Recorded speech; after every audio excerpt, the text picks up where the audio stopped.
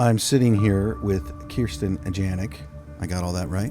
The Chief Talent Officer at we're not at the Heritage Group. You're part of the Heritage Group. Yeah, but Okay. I work for Heritage Construction Materials. Okay.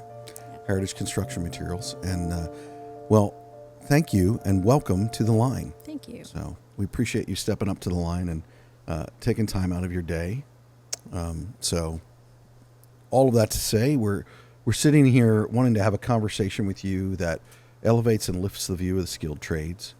And so I was here earlier this year at the center, which we'll talk about a little bit later, which is a part of your organization. And you and I met, and I thought, she's someone I want to sit down and have a conversation with. So tell us a little bit about your origins, Kierstin, and how did you end up here at this company, which you guys specialize in highway construction, infrastructure, yep. Roads, that sort of thing? Yep, and materials that go into it. And materials that go into it. So yeah. Pretty much all the stuff that I drove on to get here. Exactly.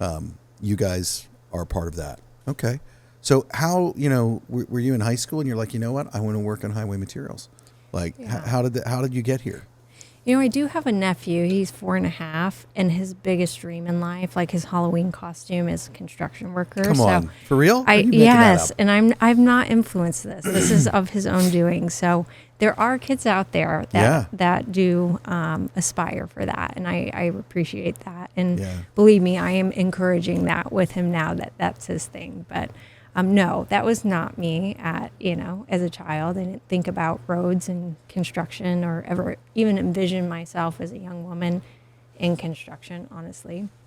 I actually started college as a pre-dent biology major. I actually worked in a dentist's office for a year and thought, this is terrible, and I never want to do this. Not everyone takes care of their teeth, and right. So it could be gross. Yeah, it could be pretty gross, right? And I thought, I think I want a job where I don't have to touch people. I'm all paranoid right now about my teeth. You want a job where you don't have to touch people. I love. Yeah, I'm not judging. Yeah. But so I had to have like a quick change and what am I going to do with my life? Yeah. And I ended up getting a psychology degree, and I got a psychology degree from Michigan State University. I just got more nervous as we're talking because you have a psychology degree. Doing my psychology armchair with you. No, I'm not. Yeah. But I graduated right in the recession of the 2000s, and particularly for anyone with a psychology degree, there wasn't a whole lot out there. Yeah. So I had to decide, what am I going to do with my life at that point, right? There's no jobs out there. And I made the decision to explore a few things. I had a counselor advise me to look at HR, and I ended up going into a graduate program in HR and labor relations. Can you pull your microphone just a little bit closer? Yeah, absolutely. Yeah. And I really loved it. I loved the business aspect, but it had a huge people focus to it. And I went through that program just thinking I'd kind of jump into some kind of, big industrial, company. And I interned at Marathon Petroleum, and I worked at a refinery for a summer. That was interesting. I did a lot of labor relations and prep for their negotiations with the union, which was fascinating to me, just to learn the refining business, which is, where asphalt starts. So that's kind of interesting. So got kind of my first toe into what is asphalt and where does it come from that perspective. And then after I graduated, I went and worked for a big company called Ingersoll Rand. I know that company. They used to make construction equipment. They don't any longer. So there's every once in a while I'll see one going down the highway. It's like, an antique going down the highway. Yeah. And I worked for that company for a few years. I mean, a great company, but it wasn't really a good fit for me. At the time they had 60,000 employees. They make club car golf carts. They make Thermo King, refrigerated trucks. Wow. I was working at a facility that made door hardware for a long time, commercial door hardware, the things you don't think about, right? It just, from a cultural perspective, wasn't for me. It wasn't a fit. It was a very short-term, by the quarter focus, short-term decisions. Yeah. I woke up a lot of days like not wanting to go there, right? Yeah. And so we actually spun off part of the business that I worked in that business, and I was given the opportunity to move or take a nice severance package and go my own way. Okay. As a 20-something-year-old, that's a really hard decision to make. And that is difficult. I remember, I can hear my kids making fun of me and laughing at me. I'm about to say this, but I can remember my 20s and feeling like every decision that I had was going to affect the rest of my life. Yep. Like it was like this burden that, and if I can just say, if you're listening and you're that person, don't stress that much over the decisions that you think are going to affect the rest of your life. I agree. It's more important to make a decision than it is to worry about which decision you're going to make. That's just my opinion. I think that's super smart. Yeah. Yeah, there's a lot more emotion wrapped up in it, and you just you don't realize Yeah. The actual impact in the overall life scheme, right? So my husband now was not my husband at the time, convinced me that our relationship was going somewhere and please stick around. Yeah. Which I did. I was hoping it was going somewhere too. Yeah. And he really encouraged me to look for a company and a job that I wanted to work for. Yeah. I think he was sick of hearing me say I didn't want to go to work every day. And so I had to really sit down and think about what's that mean for me? Yeah. And what's that mean for the type of work I'm doing? What's that mean for the company I work for? What's that mean about the culture? And I did a lot of kind of soul searching during that time. And I really wanted to work for a company that did take a long-term approach, that had a great culture. I love working with people, so I wanted a job where I could do that. And I just stumbled across the Heritage Group, honestly. Really? And I actually interviewed for a job in their environmental business. Thought the interview went great, loved the company, and I never got a call back. I was like devastated. And a couple, like 2 months later, they called me back and said, we never hired that job. It kind of fizzled out. But we really, really liked talking to you. We liked your skill set. And our construction business is deciding to invest in HR. And we want you to come over and help us build that. And I thought, how cool. Because one of the things that gets me really excited, and some of the soul searching I was doing, was I like being able to create. I like being able to have a kind of say or a blank page and be able to improve things. And so everything they talked about in building this function out in an industry that hadn't really invested in HR a whole lot over, the history of construction. So I was really excited, and I just decided to take a chance and say, sure, I'll come. The culture seems great. It's a family-owned business. It's really values-driven, and I get to create something. So I don't know that I ever thought. So you thought, got to come in kind of on the ground floor in them investing in HR in their company. Can I ask you a question? I'm just curious. What is HR to Kierstin? What is HR to you? Sure. Because you got to be a part of creating that for the Heritage Group. No pressure. You're going to be communicating that for them. But what is HR to you? Because I think that we hear the term HR, especially as employers and owners and founders, all of that, and we get a little nervous. And so... really scary, yeah, right? Well, I mean...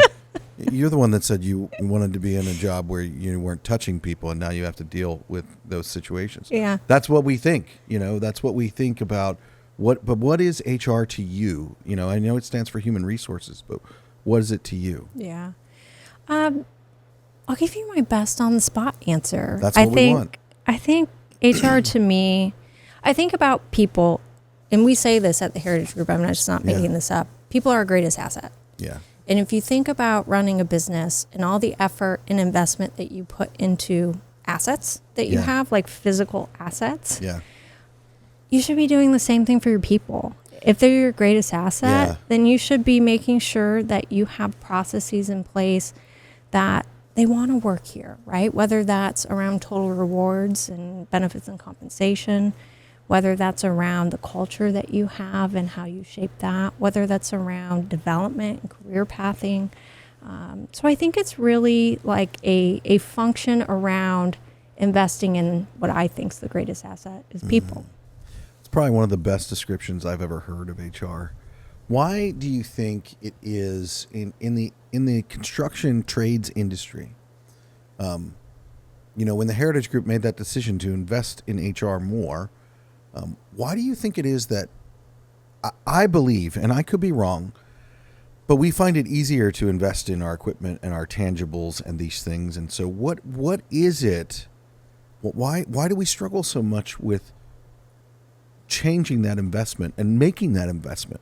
Because I can tell you right now, I could talk to a handful of companies, and it's very easy for them to decide, well, we need to invest in this equipment for this type of, and but it seems like investing in HR is a little bit more of a struggle for us in our industry. Why is that? People are hard. People are dynamic. Well, that's true. Somebody said to me one time, well, my job would be really easy if it wasn't for all the people, right? It's like, well, yeah. I've heard that. I guess mine would be too, Yeah, but I wouldn't have one, right? Right. And neither would you, or neither No. would anyone else, right? And I think people take effort maybe more than buying a piece of equipment, Yeah. right? And I think that can be hard, and people are unpredictable, and everyone's different, right? Like, Yeah. you buy one piece of equipment, you buy the next one, it's not that different, but you have to motivate somebody. You have to find out what people value and care about, and that's all different. It is all different. I have struggled with that with people, and not only are people different than me, so I need to learn how they communicate and what drives them, but then they're different than one another. So you figure it out here with this person, and it's like, hey, this makes them go, and they get life out of this, and this person, that actually brings death to them. Like, these are just some of the statements that have been made to me. This kills me. I love this. And it's like, oh, what? And Yeah. so in your job, is some of what you do helping figure that out for the Well, different people? I did tell you I have a psychology degree, but Yeah. Again, she keeps frightening me with that. I don't know that I'll ever figure everybody out, right? But I think there's best practices in at least how we want to operate as a company and how we treat our people, right? Yeah. We're on a huge transformation in our business right now in our what we're calling unlocking potential strategy. We just implemented a whole new HR system. By no means does a system make your HR function great, but it does help enable it. But we want people to be good managers of people and being able to provide tools and resources, support to upskill them, support to be able to better understand and have better conversations with employees. And so I don't know that people come with a manual by any means, but there's best practices around how to do this stuff. Right. There's tools, there's resources. A system does help enable or make things easier, create visibility for employees. We just launched our advanced compensation module within our new system. We just went live in September with our new system. Employees can actually get in and see a total reward statement. They know how much they pay for benefits. They know how much the company pays. They know what the bonuses got paid today. They know what that is. They have a statement. And so being able to create visibility to that helps too, right? But to me, the biggest thing is, and why people leave companies is their manager for the most part, right? Yeah. Their manager typically sets the tone for the culture. They set how the day-to-day environment is for employees. Not only is it safe physically, is it safe psychologically? Yeah. And we as a company owe it and have a responsibility to help managers figure out what's acceptable and what's expected of them at our culture and in our company, but what's going to be successful for them too. Yeah. I think that I just find it fascinating, and I think I love hearing you talk about the investment in people. And you said it really well. Like, none of us would have jobs if it wasn't for people. I'm a big proponent of team, and because I like doing things that I couldn't do by myself. I like doing big things, and I can't do big things alone. I can only go this far. I also am a big believer in the power of multiplication. The more people that you have work on something, I believe there's a point where you actually start to produce more, not just by 2 + 2 = this. It's like it actually grows exponentially the more that you multiply it. But when you talk about figuring people out and helping understand them, the big thing that you're talking about that I find really interesting, you guys are implementing communicating what's going on. Like you're talking about bonus structure, you're talking about those things. And I think it's sometimes in the managers that I've seen in construction firms, we bring people up through the company. A lot of companies do that, and that's a really good thing to do. But you have these guys and men and women that are going from doing the work to leading the work, and it's very different. Yeah. And there's a learning curve there. And because it is different to be like, all right, this is how we lay this asphalt. This is how we do this. And now it's like, okay. And one of the big things that I've seen is not understanding the importance of communicating because they think, well, I don't need to tell them that. They know that. And you talk about communication, and it's like, and I'm not a psychologist and I'm not in HR, but I think the biggest thing that I've learned about people is not assuming that they know. And when I hear you talking about the things that you're implementing, you're actually trying to over communicate, because I heard someone say once that people's imagination is far worse than reality. Meaning that if you're not telling people what's going on, They'll make their own story up. They make their own story up. And it's like, maybe your company is having a harder year than you did the year before. And I'm not saying that about you. I'm just using for instance. And well, if you're not being honest and talking about, this year was a hard year, they're going to be like, was my job safe? Mm-hmm. Is this going because people aren't stupid. They see things going on. And so that's really interesting. So we've reached that point where I want to ask you a question. Sure. What is a tool or a piece of gear that Kierstin cannot live without? I'm going to go back real quick, if I can, in your last comments, because there was something I was thinking about. Oh, and, please and do. there's a quote, and then I'll answer your question, I promise. There's a quote, and I don't know who said it. Yeah. But it's, if you want to go fast, go alone. If you want to go far, you have to go together. And I love that quote, and I think it just speaks so much to what you were just talking about. Yeah. And it's harder to go together. It right? is, but you go It's farther. much harder. And I'm blessed to lead communications for our organization as well. And I've really been excited about the value that's been seen in that function in the organization in the last couple of years. We made the decision to begin doing an engagement survey. So we survey all of our employees. It's a little difficult when you're trying to get people on the side of the highway, but we've made every effort that we can through text and other communication channels. And we get a pretty good response rate. And it's a way to get feedback. I'm really proud of our engagement score. It's really high. You should be if it's really high, because that is a big deal. It is. And our field employees, it blows my mind. Our field employees are so engaged. Wow.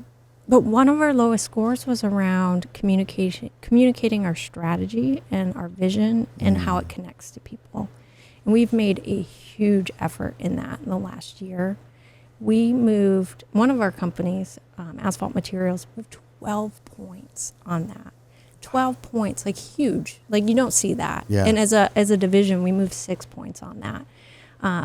And it just matters to people, and it helps people get engaged. It helps people get connected to the work. And that communication part is so important. So sorry to go off your question. I love that you did that, because this is why we have these conversations, because these are things, it doesn't matter what size company you are, your focus on communication and engagement is essential, because And you even said something else that I want to just kind of drill down on there. People's connection to the work. That is really essential for success. Yep. Purpose isn't really important. It is. I personally believe that we're all wired for that. We want that. We desire that.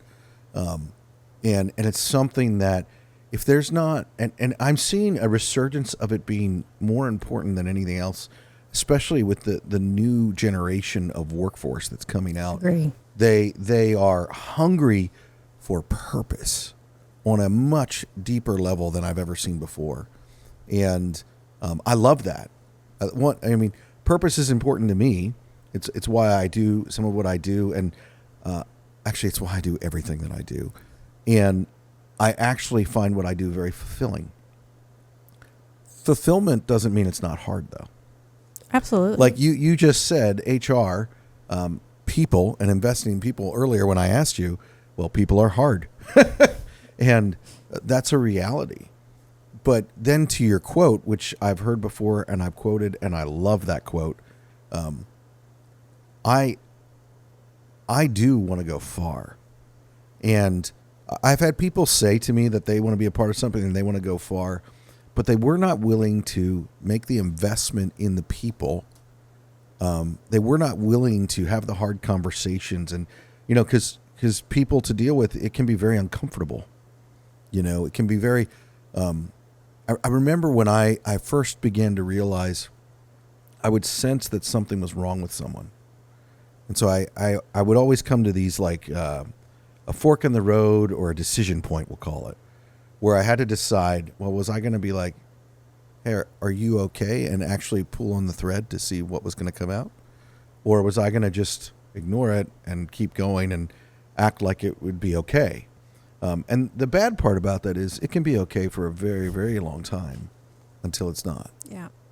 And the hard thing is to pull on the thread and be like, and to do it in a way. I was just talking with one of my team members here today about how I used to say things and be like, well, if that person was offended by that or they misunderstood that, that's not what I meant. So that's on them, which we're acknowledging some of my arrogance and stupidity when I was younger. And the reality is I had to learn that, everybody communicates differently. As many languages as there are for the world, and I'm married, so I know everybody communicates differently. My wife communicates very differently than I do. And one of the things that I've had to learn in communicating with her is, what is her language? Because if I communicate with her the way I communicate with this guy at work, okay, this is not supposed to be about me and my problems, and I'm sitting here with a psychologist, so. But I can remember my wife saying to me, I don't work for you. That was a flag that I knew I was communicating in a way that she did not appreciate. Yeah. And so the importance of us, one, paying attention and having the hard conversations. I actually think it's more than just at work. I think it's life. And as a culture and a society, we really need to decide that people are worth, oh my goodness, we were in an election year. We need to decide that people are worth having a conversation and figuring it out. And so that's what you're talking about. And I think Absolutely. That's huge. And it's uncomfortable. I don't like it. But anything worth having takes work. Yeah. So absolutely. I'm relating a little bit to your story because one of the things we're teaching a lot here at Heritage Construction Materials and the Heritage Group is around feedback and giving feedback, negative and positive. Yeah. Right. And a lot of times it's easier to give positive, and people try to, skirt giving any negative. Yeah. But people want feedback. Most people. Yeah. And particularly younger generations want feedback. And if, we're sitting here in front of our values, one of our values is building long-term relationships and mutual trust. I love that. And if you're harboring things that you didn't say, or you're harboring resentments, right? Yeah. That doesn't happen, right? No. And I think that those skills are so important. You're laughing about your wife and she not working for you. Yeah. I took that feedback class, right? Because if I'm going to ask people to do things, I should be, making sure I'm doing them and demonstrating them as well, right? And I married an engineer, so if you think we communicate very differently, we do, right? And I love him. I work with engineers a lot, so I love him. They do speak their own language. They do, right? And it's very different than my language. And the rest of the world. Yeah. I remember going home, and my husband did something. I don't even remember what it was, but I was like, oh, like not happy. Yeah. And he went upstairs in his office, and I was downstairs, and I thought, I'm going to go up there and use that feedback model. I'm going to go up there, and I did, right? Yeah. And I said, you did this. It made me feel like this. I'm asking you to do this in the future. And I went downstairs. Come on. And he came downstairs and said, I'm really sorry. Yeah. Right? And I thought, it's magic. It It worked. It worked. is. But these skills are just not skills that help manage people in the workplace. They're life skills. They are. Right? They are. And I don't know, if I can help teach people, if I can help people do that in their relationship at home, they're a better worker here. Yeah. Right? Yeah. Because they're happier. They have better, long-term trusting relationships at home. They have better productivity, better engagement here. And so I just am laughing at that story, because I think about that with him a lot of these are life skills. They really, truly are. And we have to help people with those. Well, and I mean, so I'm a businessman at heart, so I like profit. I like efficiency. I like those things. Isn't a well-rounded employee that has those relationships inside and outside of work, aren't they a more efficient, a better employee? Like, absolutely. And if we're looking at bottom lines, like, I love that, build long term is, like, you guys, we were talking earlier, the Heritage Group has long term thought processes. Absolutely. I mean, they're 94 years old as a company, so of course they do. But it's like, when you look at that investment in people and in their you're looking at them beyond, the morning to evening. You're looking at them in their life. They're more efficient. I would argue that it's something that is really difficult to quantify how much more profit you are making as a company because of that employee. Because then, back to the power of multiplication, if they learn those things and they affect these people and they learn those things, and then it literally spreads through an organization and changes an entire organization. It does. Yeah. And it is hard to quantify. It really is. Yeah. But it is, I would say it's paramount, and it's essential and valuable in a way that it's one of those things you don't want to not have. Yeah. It's a differentiator, whether you can quantify it or not. I mean, it's a competitive advantage if you can build that culture. So you've bought yourself plenty of time. I know. I wasn't skirting it, I promise. Yeah. I think a tool or resource, and this is like my husband would say this is such an HR answer, but I have this book, and I have two copies. This is how much I like it and use it. I have one at home in my desk at home, and I have one here, and it's called FYI. It's a book it's for your information, I think it is. And it's a book on skills, honestly.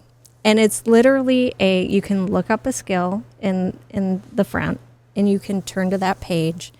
And whether it's for me, whether it's I'm helping an employee here at work, whether it's, for our competencies and skills framework that we have here, or training that we're doing, I can move to that skill, and there's reasons on why you may overuse it, or how you may overuse it, how you may underuse that skill, because having a skill is one thing, but there has to be balance in how you use that skill. Yeah.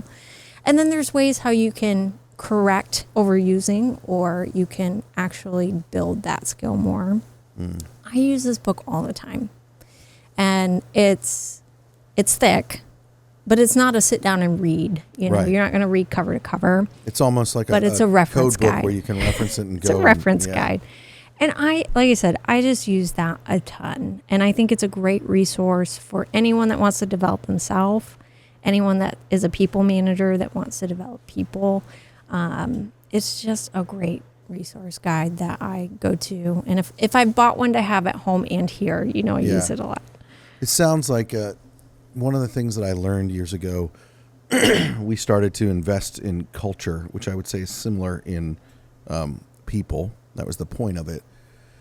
And as an organization, we started to go through we had all of our employees do this, and every new hire we bring on, we have them do it even before we hire them. And it was called Clifton Strengths. Yeah. I have a few of those in my office too. Well, and I'm an electrician by trade. And so I always say it's a window into how people are wired. And I literally would have them on my phone for the people that we were working with, because I would study them, like when I was working with a certain individual, and be like, okay, so how I say this to this person is going to hit differently than how I say it to this person. And I would even there's a book that goes along with it as well, where you can learn what the different strengths are and how they work, and then how those people interpret things. And so, like, it helped me as a boss and a leader and a manager to not be frustrated with people. It's like, oh, that's why they do this. Yeah. So then, how can I help them do X? And it's like, oh, okay, like. And it was very helpful for me. So I love how they call them strengths. You have 1 through 34. You have your top 5. You have, that are, you operate there in a default. Like, and to use highway terms, this is how it was described to me from our consultant. It's like you picture a highway. And so your top 5, you're on the highway and you're just rolling with it. Your top 10, from 10 to 20, you're on back roads. And then when you start to get it, and it goes all the way to 34. And for me, my team is going to love that I'm saying this. Context is 34. I was going to ask, what were your strengths? Yeah. So context was 34. And I learned, and that would be like you're off-roading. That's what that would be if we're using the road analogy. Yeah. That really helped me. And it was, so then I was able to pay attention to, because I would often like walk into our bullpen or wherever people were working, and I would start with something, and I was starting like they were already in the conversation that was going on in my head. And they used to sit there and laugh because they would just wait until they're like, what is he talking about? Context. Yes, context was important. Yeah. So There's an example in that book, and it talks about, this is more of a football reference than a construction reference, but it talks about Joe Namath and Rudy. And Rudy's a great movie, and we're here in Indiana and everyone loves Rudy, right? Yeah. But it's like, gosh, I don't know. Maybe he was the world's best violin player, but he put all of this effort into football to play, I don't know, 1 minute or something like that. Yeah. And it's a great story and a great movie. But like that, all these football greats that, went really far, like that was their strength. Yeah. And it questions of like, gosh, what if Rudy put all that effort into something he was actually really good at? And that story always sticks with me of like, gosh, I should have tried, gymnastics or something. That I could have been the world's, greatest gymnastics person. I just never tried it.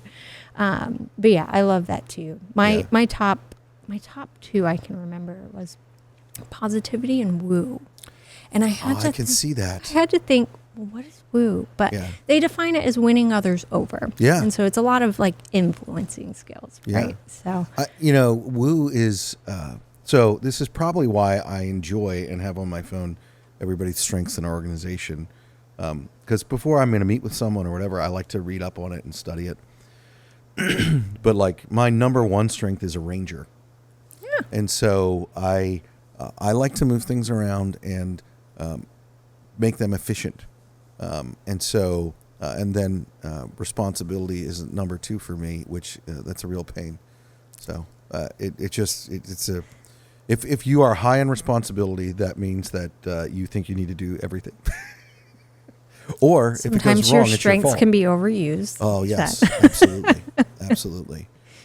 But I think one of the things that I really love about strengths is, for me personally, is the feature that they have. If you get the full report, in that report, they show you your blind spots. Yep. So like if I'm going to give you for instance or an example, as an arranger, I can arrange things to a point that everybody else is like, what the heck is going on? It's like, we thought we were going this direction, and now it's like, because my mind is, I can't turn it off. So I'm always trying to figure out what the best, and I realized, maybe the best arrangement of this doesn't matter because I don't want my team to feel like I keep changing the game. Yeah. So, yeah.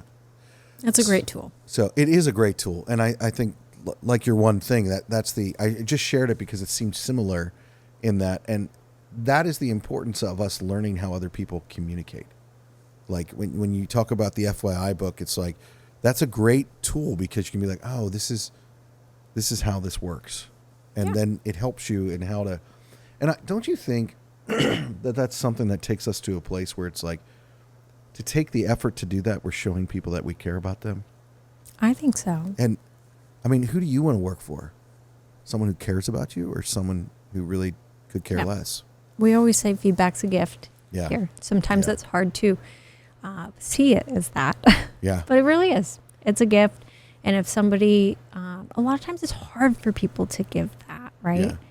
And if they went through the stress or anxiety to give you that feedback, then, you have to at least take it and consider it. You don't Yeah. always have to believe it, but No, you're it's right. a gift. It really is. Well, I mean, I don't know. Negative feedback might be like when I was a kid, I would get socks and underwear from mom for Christmas. And so that would be the negative feedback as a gift, socks and underwear. Love you, Mom. It's almost Christmas, so hence yeah. going out. Yeah, if I get a bunch of socks and underwear for Christmas, that's going to be really lame. Sorry. Oh, goodness. So tell me a little bit more about the Heritage Group. And so last time I was here, I was at a place called the Center. I've described it to our team as like, for construction, what the Apple campus is for Apple.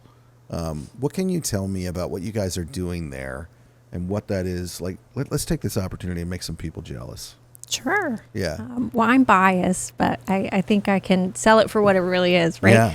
Yeah. So the Heritage Group, as you said, is a 94-year-old family-run business. We actually have fourth-generation family members running the business now. Amy Schumacher is our CEO at the Heritage Group level, and I work for an awesome guy named Jeff Dillon, who's the CEO of our construction and materials division within the Heritage Group. So as you can imagine, there's other divisions other than construction with the Heritage Group. We have an environmental service division. We have a special chemicals division at the center where you were. It's really intended to be a gathering place, a collaboration space, and a hosting space for our partners, our community, but a place for us to be able to come together as a Heritage Group. We all are busy in our own divisions, doing our own thing, but it's really intended to be an innovation space too. So I don't know if a lot of folks have heard of Heritage Research Group. If you sit in our industries, if you're part of the construction world, they're really a renowned resource in the industry. I mean, they've been in operation, I believe, since the 70s. Wow. They are a group of 50 or 60 amazing scientists, like blow me out of the water smart. Wow. And they have a world-class research group and lab there at the center. And I've seen it. It is definitely world class. it's amazing.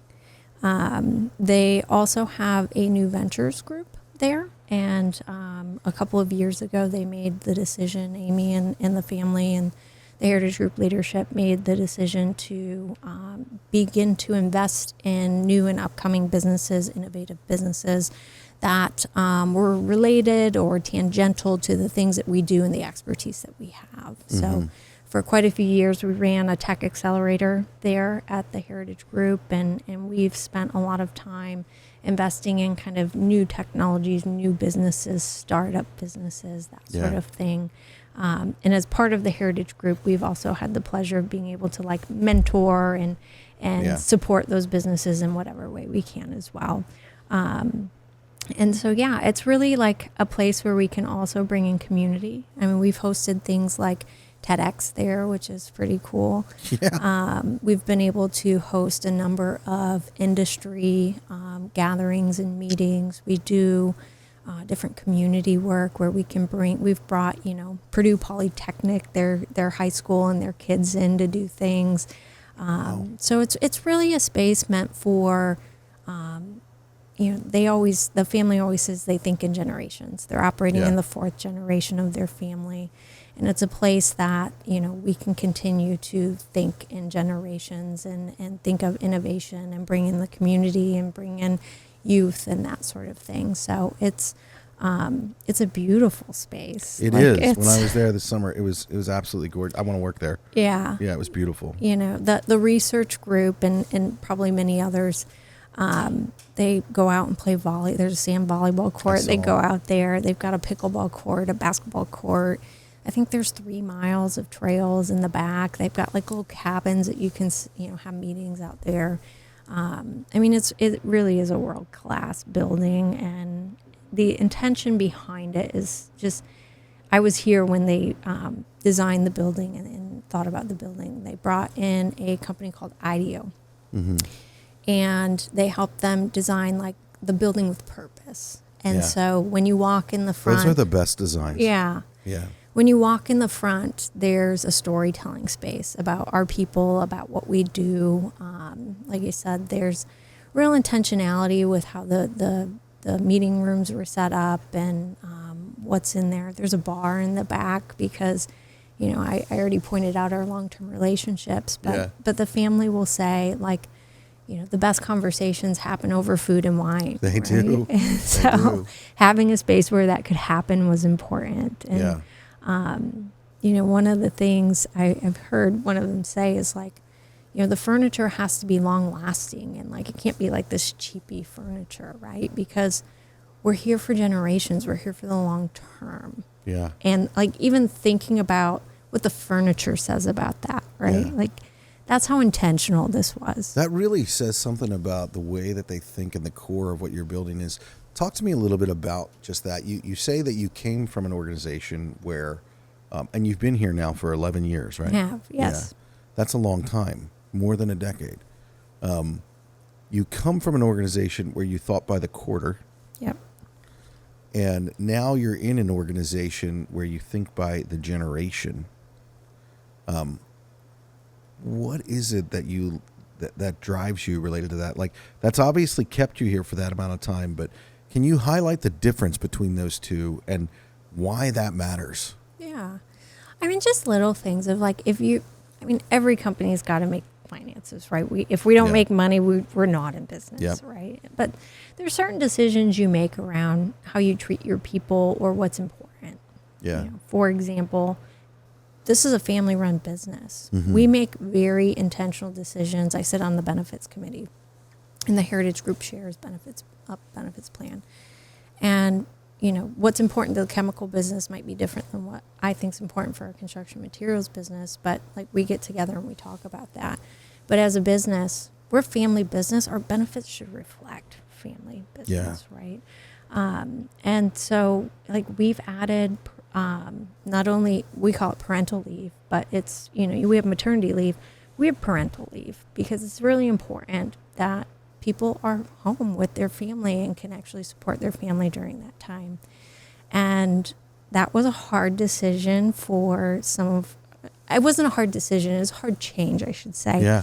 Because we're a seasonal business. Yeah. We're highly male dominated. Yeah. And to say, yeah, we'll let folks go for a month and, you know, we only operate so many months of the year. But it's like, hey, we're a family business. We got Yeah. to put our money where our mouth is. Right? Yeah. So if you think about those sorts of decisions, like it's not only a financial decision to do that, it's a productivity decision. And it's a big Yeah. change in an industry that's not the norm to Yeah. do, right? So that's just one example of the way and a close example to what I do within HR. But I think we think about if we want to retain people and we want to attract people long term, we've got to make those decisions. We've got to live our culture and our values as a family-owned business. So yes, it will cost more money.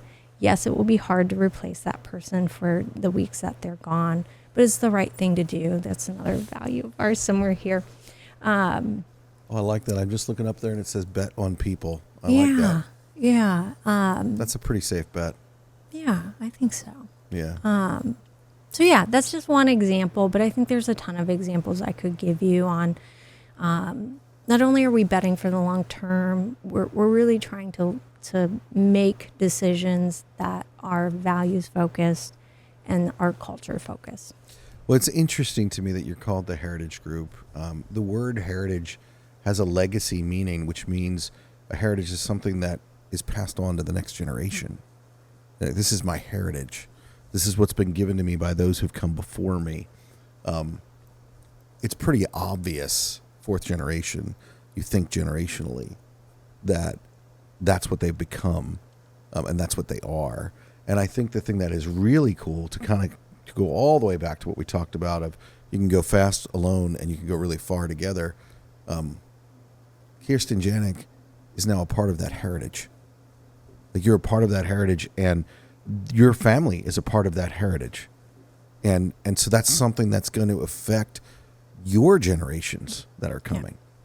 And I think that is something when an organization of people can affect other people in that way, and when we can do that and make that investment, that's the type of business that we need to do. And I think this is really important to highlight about the Heritage Group, and that is the government is not overseeing them to tell them to do these things. We tend to think that we need oversight to do what's right, and that's not true. You need a team of people to hold you accountable. When you talk about feedback as a gift, and you talk about how change is hard in an industry that is male dominated, and now you're offering parental leave, like you're saying, you're making that change. But here's the deal. You have a team of people that helped those who maybe struggled with that decision come to that decision and understand, like when we work together and we have these different perspectives, we can look at the long-term solution and be like, because I would argue this, in the moment, it's painful when you're trying to fill that person's slot. But after that time is over and they're back, and imagine the buy-in that person comes back with. Imagine that. And the gratitude. It's insane. And it's like the short-term pain is nothing compared to the long-term gain. Absolutely. Yeah. That's really cool.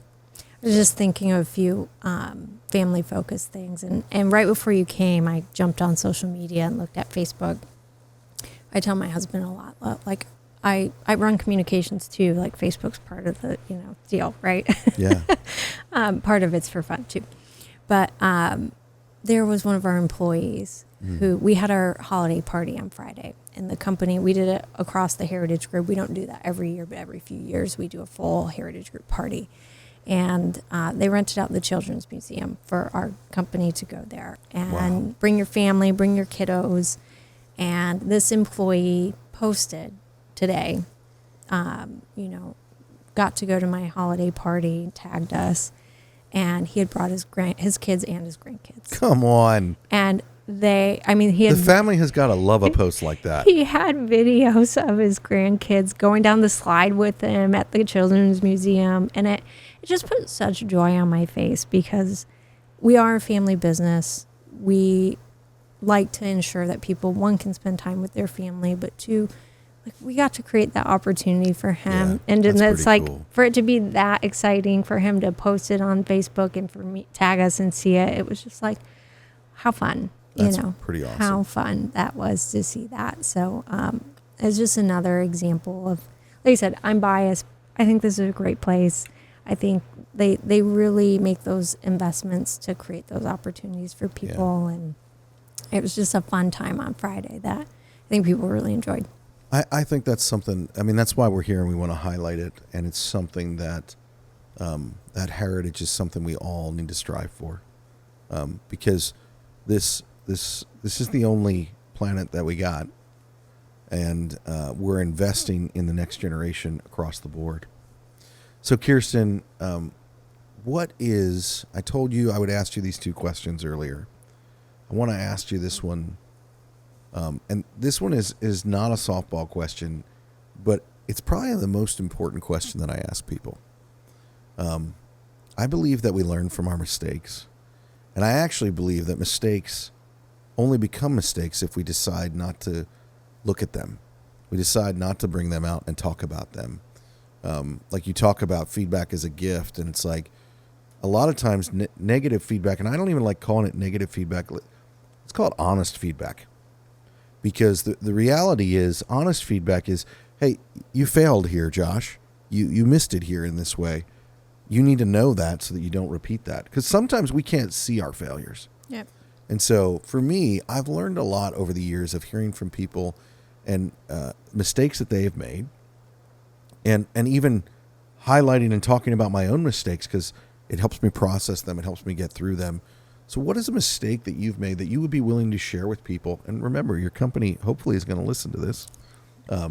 You're in charge of marketing and communication. I'm expecting you to promote it. But what is a mistake that Kierstin has made that she would be willing to share that might help others not make that same mistake? Yeah. I think one of the biggest things that I think about is probably when I haven't trusted my gut and my intuition, right? And I think think sometimes we think we can get away from that because we're such like thinking Yeah. people, right? Yeah. Like we're humans. We have the ability to think and rationalize and do all of these, things that we can get away from the instinctual like Yeah. feelings that we have. And there's always the old saying like, trust your gut, right? Yeah.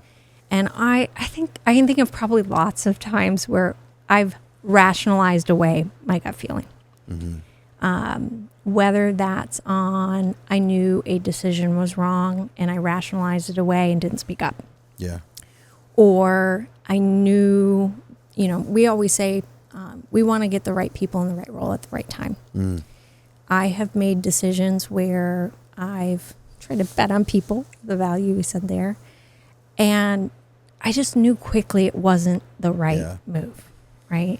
And I didn't trust my gut and didn't make the next right move to make sure that that person was either supported or, we made a different decision, right? And Right. so I think my biggest mistake and the biggest advice I give people is trust your gut. Like Yeah. your gut instinct is probably right. And Yeah. it's so easy to rationalize away like, well, this makes sense because, or, well, it's not a big deal, like whatever. If your gut is telling you, then it's probably right. And I try to do that as much as I can, but I can think of many times where it's like, gosh, deep down, I knew that wasn't right. Yeah. It's a real thing. I actually read a scientific article about trust your gut, and how your gut is, people are going to fact check me. You can. Your gut is actually connected to your brain. And we try to separate them, and it's like, no, you're feeling that in your gut because your brain is actually sending something telling you that. And I think it's Gary Vaynerchuk that says this. He says, he probably is repeating it. I don't know who originally said it, but you want to hire slow and fire fast. Yeah. Meaning it's like, all right, when you're in that situation and your gut is telling you, maybe this is the wrong direction, you're not doing anybody any favors by not moving on it quickly. Yep. And when you talk about that and you share that as a mistake that you've made, I've been there. I have been there. And sometimes it's, I didn't want to have the hard conversation, or I wanted to see them make it. That's me. Yeah, I wanted to see I want to them make believe. it. You I want to told believe. you positivity is my strength. Woo, yeah, exactly. And it's like to become aware enough to realize, you know what, I'm actually not helping them by not telling them. Yep. I had a conversation with my daughter the other day. She's 18, and she did something. I can totally talk about this because she doesn't listen to anything her dad says, even if it's on the internet. But that's not true. She'd be mad at me. But we were having this conversation and we were talking, and she did some things and responded in a way to a situation. And so one of the things I've learned over time is I don't respond or react or deal with things in the moment. I wait. Because usually I'm at a wrong place, especially as a dad, to respond to something in the moment. So I waited, and then I had a conversation with her later, and I said, you did this. And I said, that makes people feel like this. And she got really angry with me because she knew that she was wrong, and she was embarrassed that she did that thing wrong. Yeah. And she really, like she was almost in tears. And I was talking with her about it, and she's like, she wanted to not talk about it. And so then we were able to have another conversation, and I was like, do you want to do that again? Or I said, part of Dad's job is to teach you and have these conversations with you so that you don't do that. And I'm like, you're not a failure. You're not bad in that. But if I don't tell you, how do you know? This is my job to teach you in that regard. And sometimes that's what it is with people. It's like, we don't want to have those conversations. Well, if we don't share with them what we see, how can anyone learn from it? And we're not special in that regard, meaning as people, we need to be going after that for all of us because we all need that feedback. So, Yeah. Yeah. Totally agree. yeah. Totally agree. So, well, Kierstin, I so appreciate you taking this time here tonight to have this conversation with us, to talk about your values. I love it. Create enduring value, build long-term relationships and mutual trust. Keep your eyes open for opportunity. Bet on people. I can't read the one behind me here. Do the right thing and tackle the big problems. Those are important things. That's a window into the culture here at the Heritage Group. That I think it would be good for other companies to look at and be like, maybe that's a good idea. 94 years, Google them. You'd be surprised, and it might not be a bad idea for you to emulate that. So, Well, I appreciate it. It's been a lot of fun. yeah, Like I said, I'm biased, but I really, truly think the Heritage Group is an amazing place. What we do at Heritage Construction Materials within Milestone Contractors, Evergreen Roadworks, US Aggregates and Asphalt Materials, the impact we have on the community is amazing. We talked a bit about that earlier. yeah, We really enable people to do what they do every day. And just to work for a company that cares about that impact in the community and does it with integrity and values first is just amazing. And I'm really blessed. So I appreciate you allowing me to talk about it today. And it's been a lot of fun. good. I'm glad. Thank you, Kierstin, for stepping up to the line. I appreciate it.